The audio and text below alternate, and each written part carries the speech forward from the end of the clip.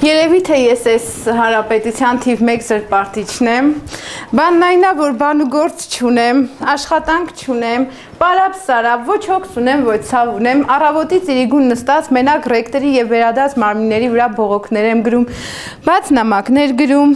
Երբ որ ես սկսեցի պայքարել աշխատանքում վերականգնվելու համար, սկսեցի նաեւ բարձրաձայնել ռեկտորի օրինախախտումները ռեկտոր Խաչատրյանի, ռեկտորն էլ ինձնից փորձեց ռևանշ վերցնել եւ ձայնս կտրեցնելու համար զրպարտության մեղադրանքով դատարան տվեց։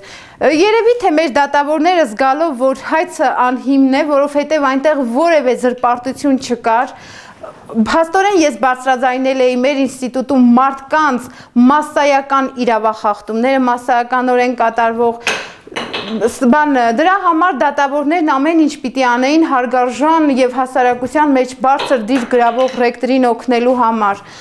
Իսկ դրա համար նրանք ստիպված էին օրինախախտումների գնալ, ամեն ինչի դիմեցին ինձ մեղավոր ճանաչելու համար։ Սկզբում դատս գցում էին այլ քաղաքներ, քանի որ գիտեին, որ ես նյութական միջոցներ չունեմ այլ քաղաքներ գնալու։ Բացի այդ, ես անգամ ի վիճակի չեմ տանից դուրս գալու մի քանի ժամով, որպեսզի հիվանդներից մենակ չթողնեմ։ Իսկ դա շատ լավ միջոց էր, առանց պատասխան մնալով, բնական է,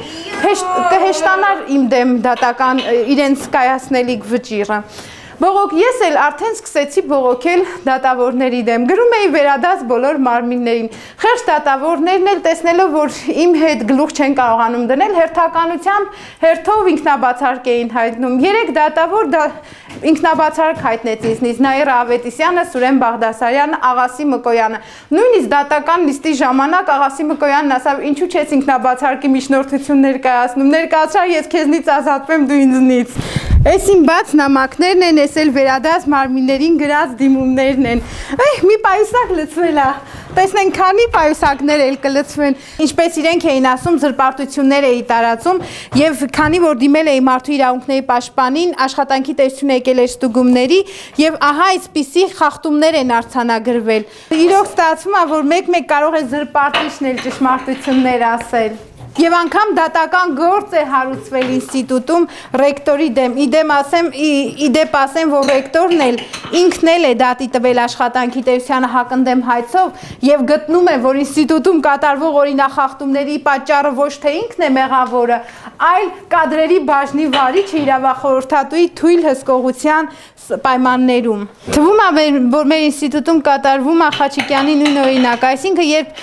թոշակառուների գումարները յուրացնում են, մեղավորը ինչ-որ մի Խաչիկյան է, նույնն էլ մեր ինստիտուտում է, երբ որ օրինախախտումները հայտնաբերվեցին, արձանագրվեցին եւ ռեկտորին նկատողություն տվեցին, ռեկտորը դատի է տալիս այդ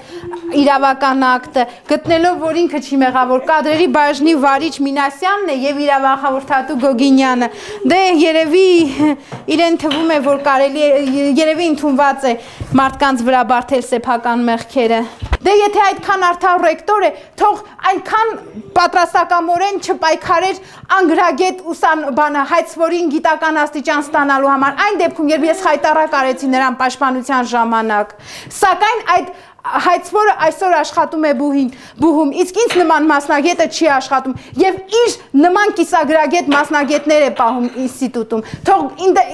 ես ասում եմ, թող գնան ինձ դատի տան այդ բառերիս համար, թող նախարարությունից գան եւ ամբիոնում ատեստացիա անցկացնեմ, տեսնեմ մեր ամբիոնում աշխատող եւ բուհում աշխատող քանի դասախոս կարող է ապահովել իրենց համապատասխան մակարդակը։ Ես չեմ կարծում, որ 50%-ը կապահովեն։ Ես այս աշխարհում ոչ ոք չունեմ բացի այդ 2 հիվանդից։ Ես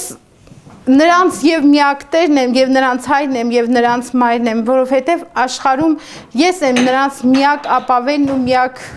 ուժը, ես չգիտեմ։ Ու քույրս հոգեկան հիվանդ է, անընդհատ դեղերի կարիք է զգում եւ այն ժամանակ, երբ ես այստեղ չեմ լինում, պարզապես իրոք նրա վիճակը անտանելի է լինում, որովհետեւ չգիտեմ կարոտն է, թե իր սրվում է իր վիճակը, այնուամենայնիվ նա դեղերով է ապրում։ Տղայիս անընդհատ բուժման եմ տանում, ինչպես ասացի, իսկ բուժումը ոչ միայն ջրի չէ, մենակ այն, որ ես այստեղից մինչև Օշական գնալը, գիտենք տաքսին արժե 10,000 դրամ, դե դուք պատկերացրեք, թե ինչպես եմ փառահեղ ձևով 18,000 դրամ թոշակով ես կարողանում ապահովել եւ նրանց բուժումը, եւ նրանց դեղերը, իսկ դեղերը օրեցօր ավելի ու ավելի են թանկանում։ Մնացել եմ երկու հաշմանդամներիս հետ շիվար ու մտամոլոր վիճակում, չգիտեմ ինչ անեմ, ինչպես ապրեմ, իսկ մարդիկ փորձում են ինձ զրպարտիչ համարել, դե երևի մտածում են, որ այնքան անդարդ եմ, այնքան որևէ բան անելու ժամազատ եմ, պարապ եմ, որ պիտի զբաղվեմ զրպարտություններով։ Ես ոչինչ չունեմ կորցնելու, թող մտածի նա, ով կորցնելու ինչ-որ բան ունի, ինչպես ժողովուրդն է ասում, պրոլետարիատը ոչինչ չունի կորցնելու բացի իր շղթաներից, այնպես որ պայքարելու եմ բոլորի դեմ, ով դուրս եկավ իմ եւ իմ իրավունքների դեմ, ես պիտի եւ պահեմ, եւ բուժեմ, եւ արժանավայել ապրեմ, որովհետեւ դրա համար ես բոլոր իրավունքներն ունեմ։